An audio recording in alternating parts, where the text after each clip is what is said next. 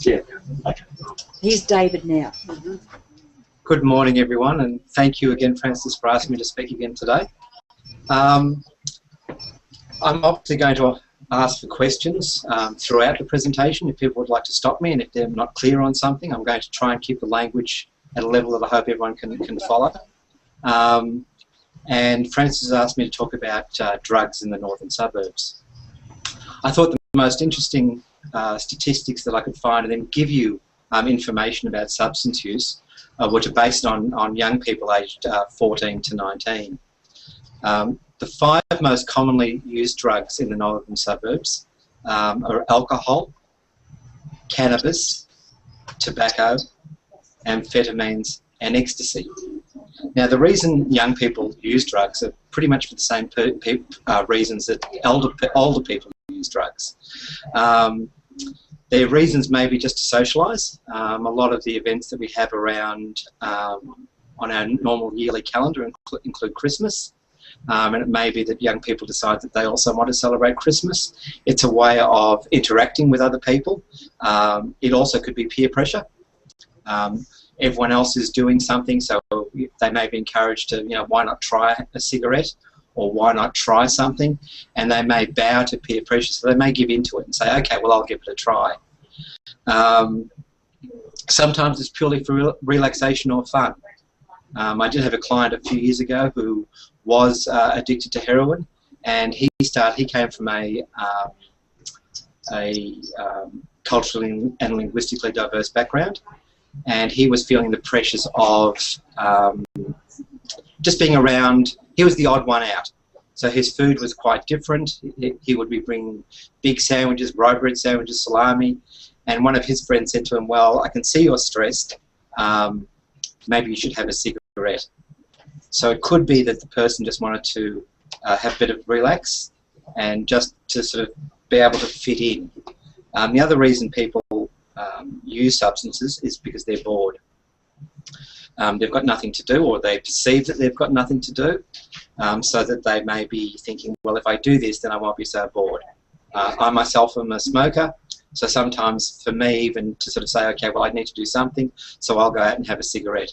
It is the wrong thing to do, obviously, and I know it being a drug and alcohol clinician, but I still have this addiction where I can't control the substance, so I will go out and I will actually give in and I will have a cigarette.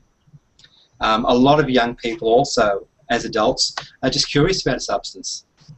They've heard about something such as, that it gives them a particular warm feeling or a good feeling, or allows them to talk. Alcohol is supposed to be a lubricant to be able to speak when you're not able to. So people may drink for that reason as well, and young people the same, just to fit in. I did find you some statistics, and what we have is a National Drug Household Survey that's done probably about every 3 years, and the last one was completed in 2010. And it showed that out of young people aged 14 to 19, 67% of those people had tried alcohol, which is a large percentage of the youth population. Only 1 in 5 had tried cannabis. Just under 12% had smoked tobacco, and only 7% of that group had smoked cigarettes on a daily basis. So the campaigns that we're having out now in the public are proving to be effective. That young people are less likely to take up cigarette smoking at an early age. The things that most people are concerned about now in today's society are things like amphetamines and ecstasy. Amphetamine use had only been tried by about 2% of young people, and 4.7% had tried ecstasy. So we really, I think the message is slowly getting across about the harmful effects, and today also I wanted to give you a bit of an overview on the harmful effects, and also then where to find some support for yourselves or for your young people if you have any within your care or know of anyone.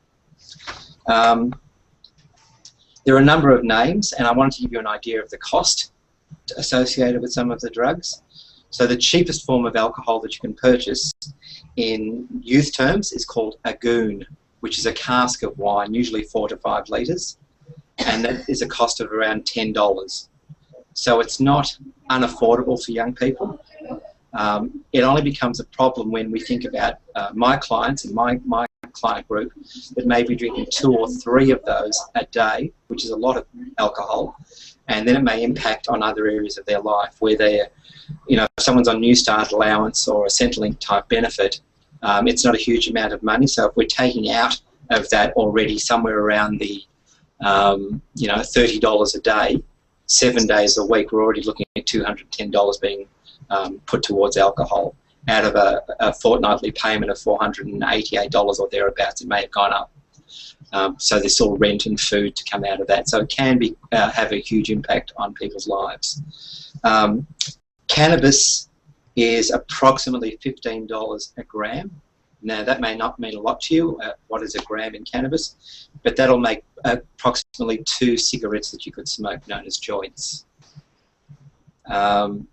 A packet of cigarettes for a young person is probably $20 for about 30 cigarettes, which is now becoming to the point where it is becoming exclusive and expensive. You'll notice that a lot of the robberies that go on around town and in 7-Elevens, they're trying to steal money and cigarettes, because cigarettes are a great form of transferring that into cash very, very quickly. Amphetamine is probably about $65 a gram, which would be 1 injection, and ecstasy tablets range between $5 to $10 per tablet. So a lot of the drugs that our teenagers might be using aren't overly expensive if they have access to funds. There are obviously harmful effects to every single substance that we take that we're not meant to take. The harmful effects of alcohol include slurred speech, drowsiness, vomiting, diarrhea, upset tummies, headaches. And I think for me, and there's a whole lot more, there's a great list of breathing difficulties, distorted vision, and hearing, impaired judgment. And it's the impaired judgment that sticks out for me greatly with young people. Having once been a young person, I didn't excessively drink, and I no longer do drink. That's because I like to be aware of my surrounds at all times. So I'm not a drug taker besides my caffeine and my nicotine. I noticed that young people today are going out a lot later than when I would go out. I used to go out at about 7 or 8 o'clock at night, and I'd probably be home by about 12 or 1 with fairly strict parents. Young people aren't getting ready now until 9, 10 o'clock at night, and are going out quite late. And the way they perceive themselves at that particular time is everyone's done, the young ladies have done their makeup and their hair, and they put all their clothes on very, very nicely and neatly. And the same with the young gentlemen, they'll have put their best jeans on or pants on and made sure they're all looking, shaved and quite good. As they progress into drinking, if they haven't started prior to attending a venue, which is now the common, I suppose, a common thing that's going on, because alcohol is so expensive in clubs. Young people will drink before they go, where they go and buy such a thing as a 4-litre cask and get themselves fairly intoxicated, and then hit a club where they only need to buy 1 or 2 drinks to top up.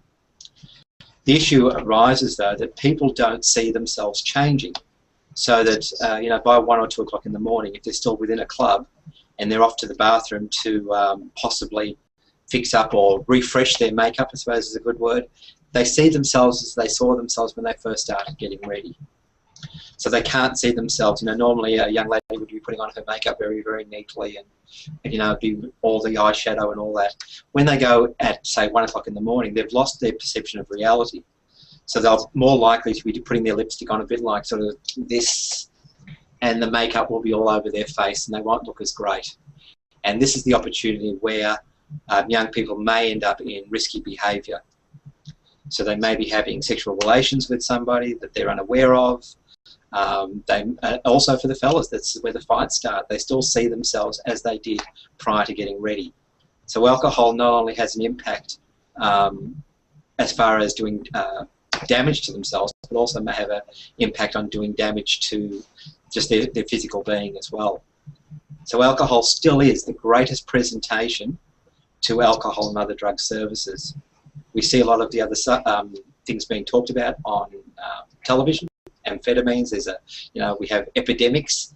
The truth of the matter is that alcohol is still the greatest damage to Australian society today, and the associated deaths are second to alcohol. The greatest deaths associated with substance use is tobacco. So our presentation